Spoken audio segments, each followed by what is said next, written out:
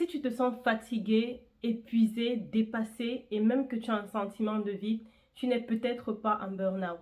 Dans cette vidéo, je vais te montrer pourquoi il est possible que tu fasses plutôt un burn-out émotionnel dû à la surconsommation des informations digitales plutôt qu'un burn-out normal. Bonjour et bienvenue sur ma chaîne, je m'appelle Teclair, merci d'être là et de m'écouter. J'espère que ça va te plaire cette vidéo, n'hésite pas à liker, à commenter et à t'abonner. Donc dans cette vidéo, j'aimerais simplement voir avec toi pourquoi la surconsommation des informations, même utiles, peut être l'origine de ta fatigue ou même de ton sentiment de burn-out. Selon une étude américaine, notre cerveau peut traiter jusqu'à 34 gigas par jour d'informations. Donc ce que j'ai envie de te dire, c'est que au long d'une journée, imagine que même si tu es la personne la plus productive du monde, la personne qui regarde des vidéos d'informations, parce que il faut savoir que même regarder à la longue toute la journée comme ça des vidéos d'information, que ce soit des tips beauté, des tips de productivité, de développement personnel, tout type d'information à la longue tout au long d'une journée, ça peut te créer une surcharge d'informations en fait. Donc tu ne manques peut-être pas de volonté parce que des fois tu peux te dire ah je regarde tout ça mais je n'arrive pas à passer à l'action. Peut-être que tu ne manques pas de volonté mais que tu manques simplement tu es peut-être simplement dans une fatigue cognitive. Seulement sur internet en train de scroller, tu décides je veux ou je veux pas voir, tu passes à autre chose. Non, j'adhère ou j'adhère pas. Je suis d'accord avec ton point de vue ou pas. Et même tu continues de penser, même après être passé à une autre vidéo, des fois tu continues de te dire est-ce que ce que la personne a dit me va ou ne me va pas finalement. En deuxième lieu, il y a cette sorte d'illusion de la productivité dont je parlais un peu plus tôt. C'est le fait que, prenons un exemple, quand tu regardes 5 vidéos, même 10 vidéos de productivité par jour, est-ce que ça te rend plus productif? Non. Quand tu regardes 5 threads sur l'alimentation, sur comment se sentir plus mieux, comment prendre soin de soi, ça ne te fait pas prendre plus soin de toi. Ok, ça a un impact dans la façon dont tu es en train de conditionner ton mental, mais ça ne te fait pas progresser, soyons réalistes.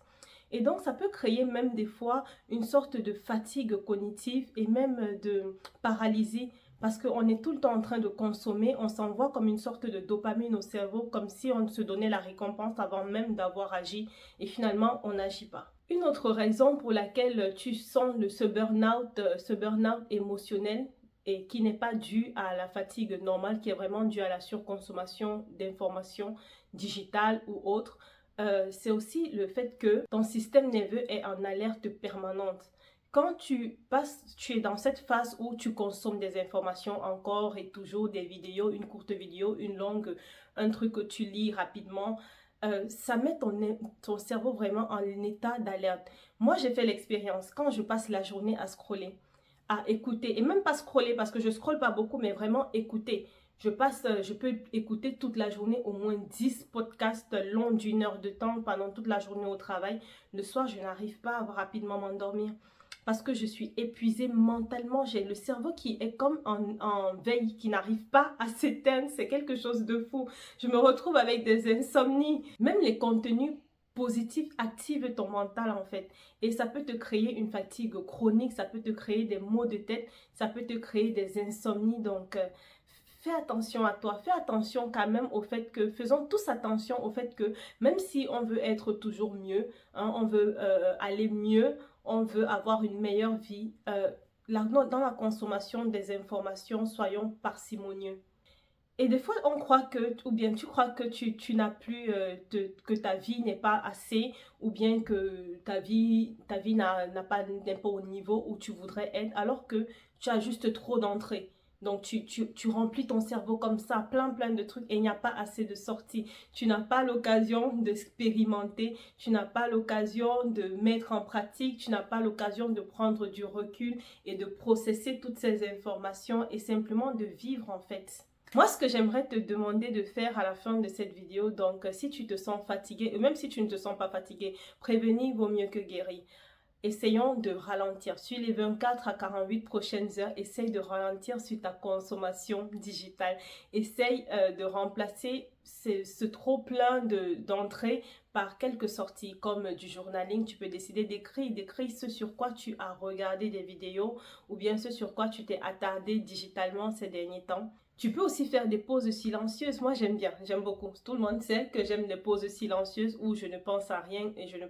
Donc, au départ, tu penses à quelque chose et après, ton cerveau se vide, tu laisses passer les pensées et tu restes simplement dans le vide pendant 24 à 48 heures, écouter de la musique ou même pas du tout, mais accepter le vide total.